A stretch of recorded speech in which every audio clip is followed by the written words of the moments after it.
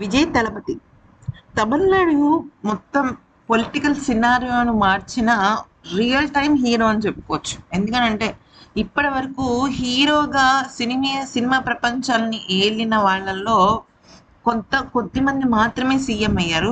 కొద్దిమంది అనడం కన్నా కూడా కేవలం ఎంజీఆర్, ఎన్టీఆర్ మాత్రమే అయ్యారు. ఆ తర్వాత విజయ్‌కే ఆ ఘనత దక్కింది. అయితే ఎటువంటి హడావిడి లేకుండా తను పాలిటిక్స్‌లోకి అడుగు పెట్టాడు.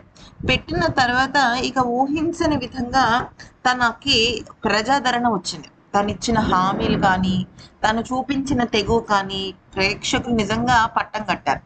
అయితే ఇక పొలిటికల్ సినారియోలోకి అడుగుపెట్టిన తర్వాత తనకి తన సొంత భార్య నుంచి వ్యతిరేకత వచ్చింది.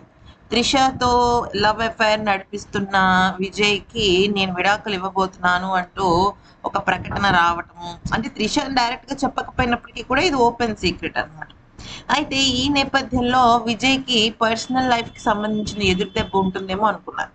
కాకపోతే వాటన్నిటిని కావాల్సింది మంచి పరిపాలన అని మాత్రమే మరొకసారి ప్రేక్షకులు గుర్తించారు. ఇదంతా పక్కన పెడితే ఇప్పుడు త్రిష బర్త్‌డే మే 4థ్‌న. ఎలక్షన్ ఫలితాలు వచ్చింది మే 4థ్‌నే. అయితే హుటాహుటిన అంటే తెల్లారితే మే 4వ తేదీ అన్న సమయంలో అర్ధరాత్రి సమయంలో త్రిష తనకు సంబంధించిన కొద్దిమంది సన్నిహితులతో అంటే ఒక ఇద్దరు సన్నిహితులతో వాళ్ళ మేనేజర్ ఒకరు, డ్రైవర్, ఇంకొక ఫ్రెండ్ వీళ్ళతో కలిసి తను రాత్రి తిరుమలకి వెళ్ళిపోయిందనమాట. అయితే తెల్లవారుజామునే మే 4థ్ తెల్లవారుజామునే తను స్వామివారిని దర్శించుకుంది.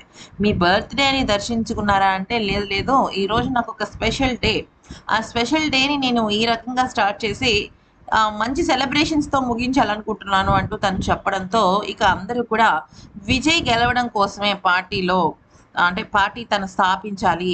స్థాపించిన తర్వాత గవర్నమెంట్ ఫార్మ్ చేయాలి అన్న ఒకే ఒక కోరికతో తను అలా చేయటం అందరిని కూడా ఆశ్చర్యపరిచిందనమాట.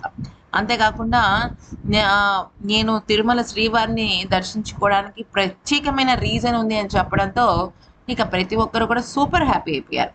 ఈ వీడియో నచ్చితే లైక్, షేర్ అండ్ సబ్స్క్రైబ్.